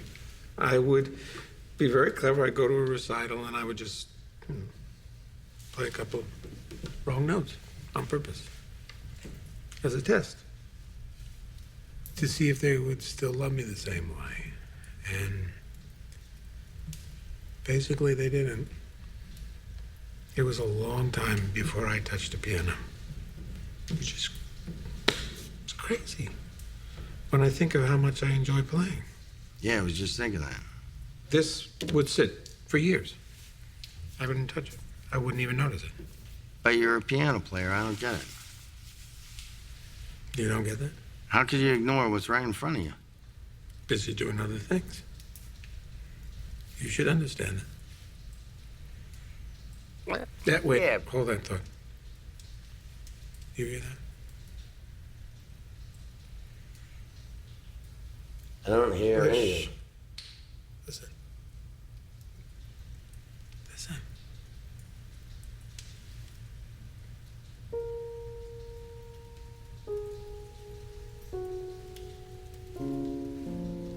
That's nice. I like that. I like that too. You making that up? Yeah. Well, no. Sort of. Yeah, mostly now. What? It's just something I could do. Make music, you mean? No, I can't. And you're a good faker. Yes, I'm just listening. Listening. I listen. And then I just play what I hear. I'm not making it up at all. It makes itself up. Makes itself. Exactly. I just play. Sometimes all you gotta do is just show up, pay attention, and music happens. Your music happens.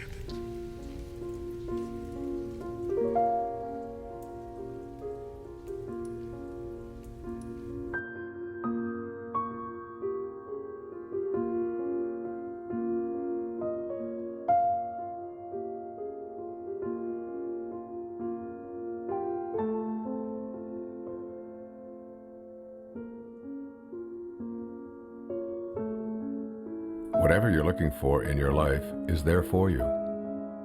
It will show up where and when it's needed. It's always in your mind. Whatever you need to complete this project, whatever you need to create, it's all there. You can prepare and then let go. It's an easy trusting that everything will happen perfectly.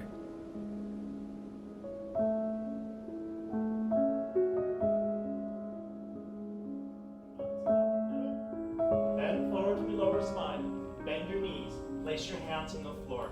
Move your hips up and down. Right, left, right, left, right, left, right, left. Get your You know what? I can't shoot it from here. No? No, there's tint. Oh, but we really need something for B-roll. We don't have anything. I'm not the director. I don't know what David wants. Where is he anyway? He's probably sleeping off a hangover. Well, I gotta go in. I can't shoot it from out here. Oh, great. Go in. Go do that. You're not coming with me. Me? I'm not going in there. It's like 200 degrees in there. Okay. And what about you? No way, Jose. I had better get a bump for this. Mm-hmm. You're my hero. Okay. You guys suck.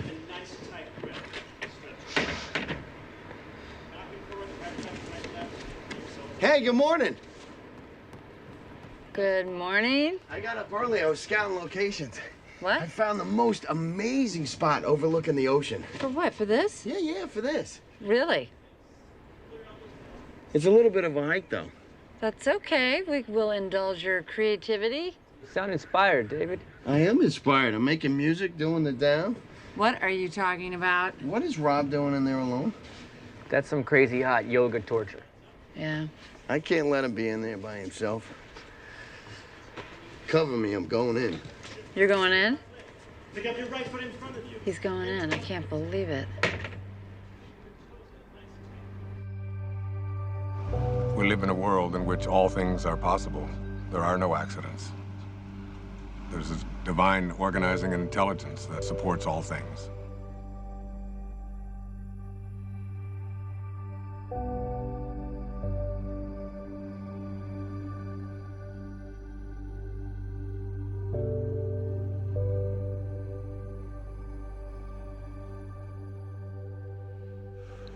I think you have to get to the place where you're no longer focused just on yourself. And the things that you really want for yourself, you begin to say, how can I want them more for someone else than I want them for me? And that's God realization.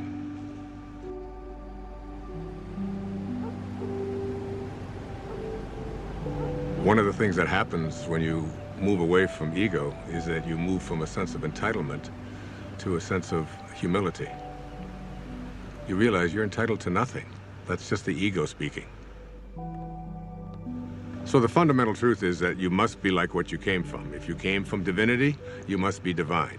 If you hold your hands up and say, these are the hands of God, then what does God do with his hands?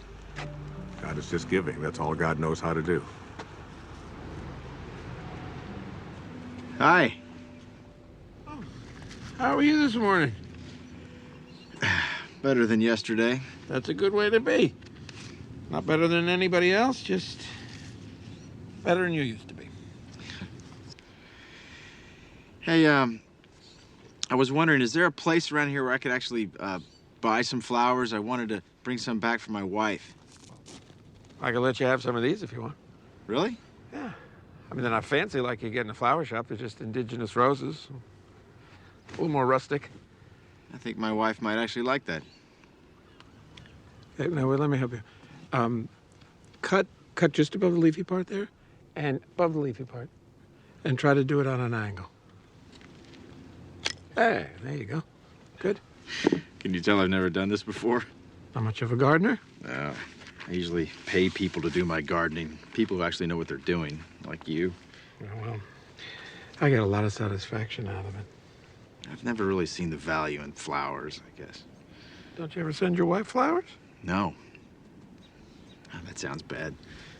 It's a new day. Yes, it is. You know, there are over 200 species under the genus Rosa.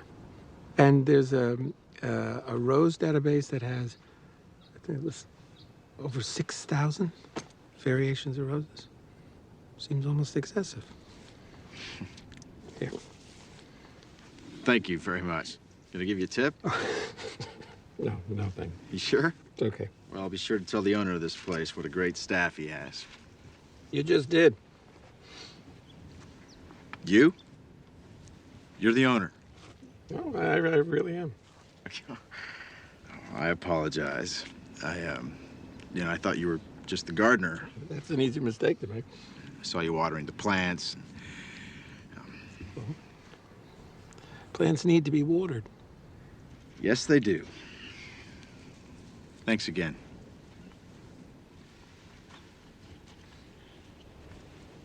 Can I ask you a favor? Yeah, sure. I'm here for a board meeting. Yeah, I know. You were at the House of Promise, right? Yes, and I've got to give this to the executive director, but I don't know what room she's in. Oh, I can find it. Well, actually, could you give it to her for me? Yeah, sure. Is it important? No, it's just some papers. Okay, yeah. And if you could give it to her this afternoon, after I've left. Yeah, I can do that. Appreciate it.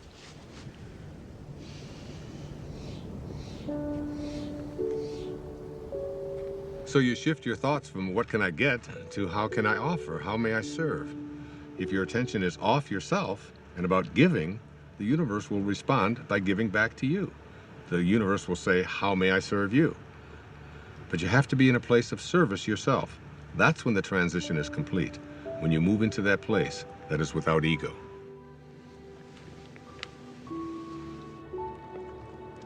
Hey there. Hi. Missed you yesterday. Had a great game. Yeah, got stuck in town. Yeah, I understand. Things come up. Yes, they do. How'd the meeting go? Nothing changed. They still need the money. But once they get the money, we'll see who gets the contract. See you in the city. All right, see you. Not so fast. Don't tilt it. No, we don't want to crush the flowers. That's very good. Oh, I'm telling you, you don't want to know how much these flowers cost. You know, it's the same florist the mayor uses. Now, oh, be careful, please. Thank you.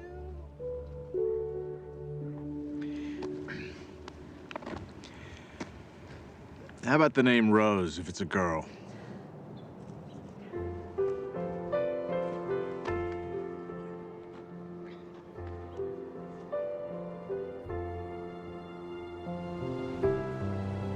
As we move into the meaning phase of life, it's not as if you no longer are ambitious. It's that you have ambition with meaning. You're ambitious about other things. So now your ambition is transformed into purpose, and you have to learn to become the observer and to step back. You begin to live in process, trusting where your source is taking you. You begin to detach from the outcome. And that detachment allows you to no longer be fighting. It allows things to just come to you. And you're no longer being the person who's making things happen. You're allowing them to show up. The fight is gone. So I get asked over and over again, is there a purpose to the ego? And my reaction to that is it's just not worth defending. The ego is the thing that is the false self. And when you're defending it, you're defending an illusion. You're defending something that really isn't who you are. Your authentic self is way beyond the ego. Every one of us knows that we came here with music to play, and yet we have a tendency to believe that we are separate entities and that we have to fit in, and that's our role in life. And none of that is true. The shift can happen in many ways. It can be just a comment. It can be a coincidence that occurs, a particular event that you weren't expecting. It can be anything at all, but the result is always the same. You begin to realize that you're not here to push life, to make it a struggle all the time. You're here to enjoy and to be living in peace. That's what happens when you're in the afternoon of your life. I was just thinking about all the things I have to do to pack us up to leave. Oh, yeah? I'm like a walking to-do list. I think 90% of my day is spent managing everyone else's life and all their problems. Uh-oh. You are very appreciated. It's not what I mean. I love taking care of you and the boys. I do. I love my family, but... But? When I paint, I go somewhere.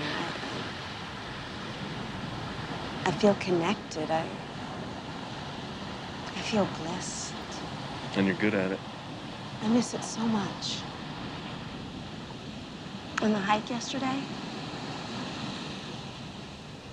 Jack told me that I don't paint.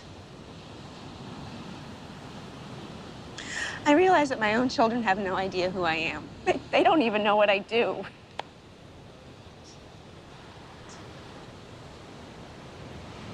So do it. Really? Yes, absolutely. Thank you. I want to stay here. What? Just for a week. Right now, just this next week. What, you think I'm gonna leave you here all alone? Jason, every cell in my body wants to stay here just a little bit longer. Just... I'm hearing you, but I have no idea what you're saying. I need to reorient myself. I need to find my way back, and I need solitude to do it. Gwen, you're a mother of 2 small children. You don't get solitude. Jason, you have to know I love you. And I love the kids, and I am still us, but I am more than this.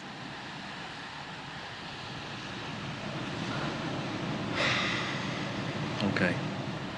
There's just one problem. See, I don't know how to do what you do. You'll be great. It's just for a week. You'll survive. And then we go back to normal. I don't know about that. Oh, you're good at this. Oh, that's not fair. You know what you're gonna get good at? What? Laundry. I see lots of laundry in your future. That's great. That's great.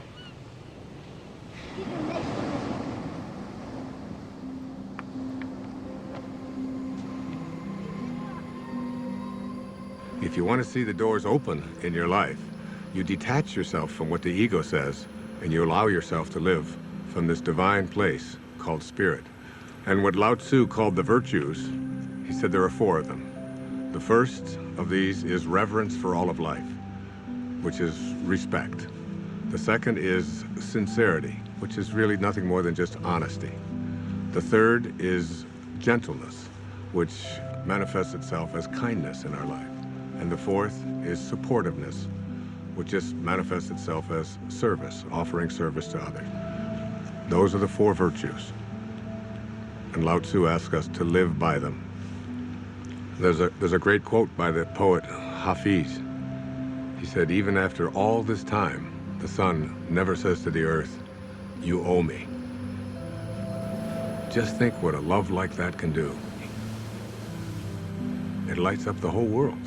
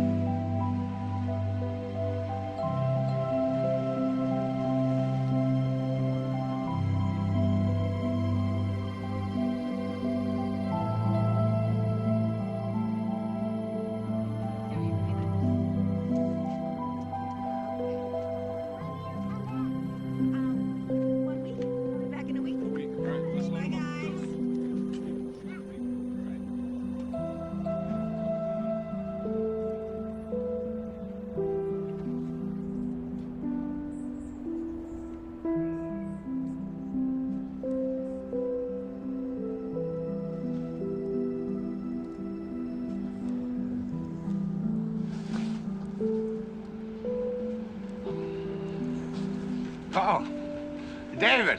Hey. Hi. How you doing? So did you get everything you need? I think I got even more than that. Really? I'm actually inspired. I was looking at some of the footage. I'd love to do something with these interviews, something creative. Like what?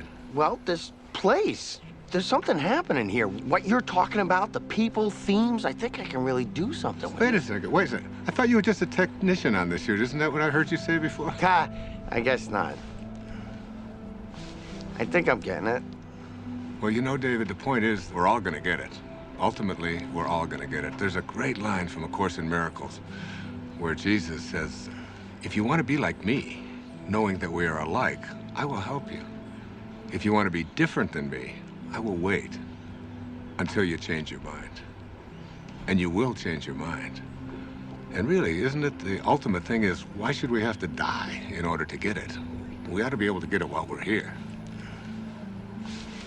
It's been a pleasure. Thank you, my friend. God bless you.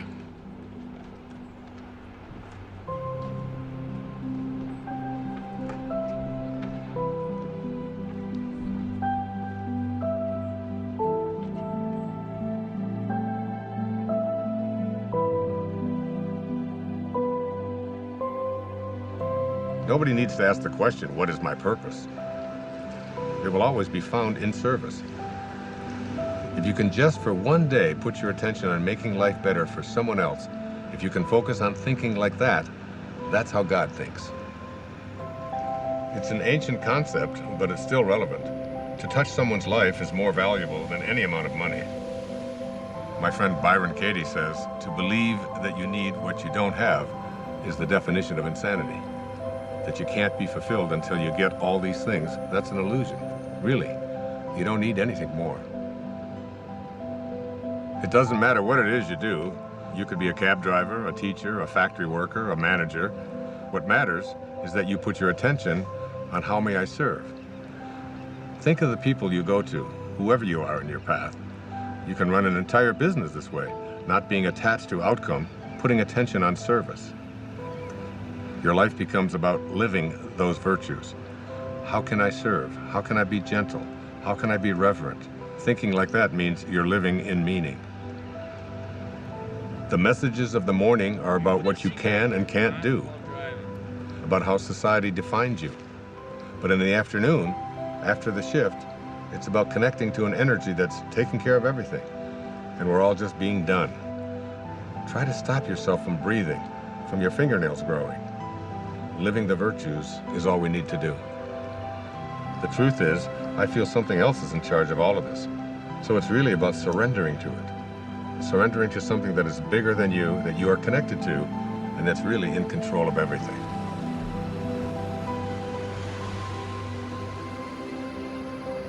There's a place deep within us that wants to feel fulfilled, that wants to know that my life has made a difference, that I've left this place, this planet that I've lived on, better than when I arrived, that someone's life has been profoundly touched because of my existence.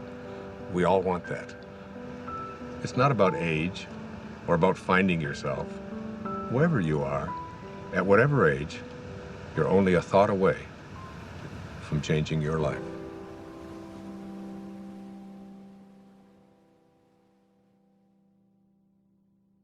This is not a race.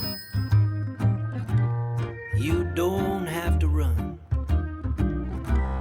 You might even slow it down, take a look around instead of chasing everyone. Nothing to prove, no point to make. If when it's said and done, you know in your heart that your song is sung. Don't go with your song still inside you. Let it guide you every day. We all know that it's good to be humble, but don't mumble your life away. You could lose it all.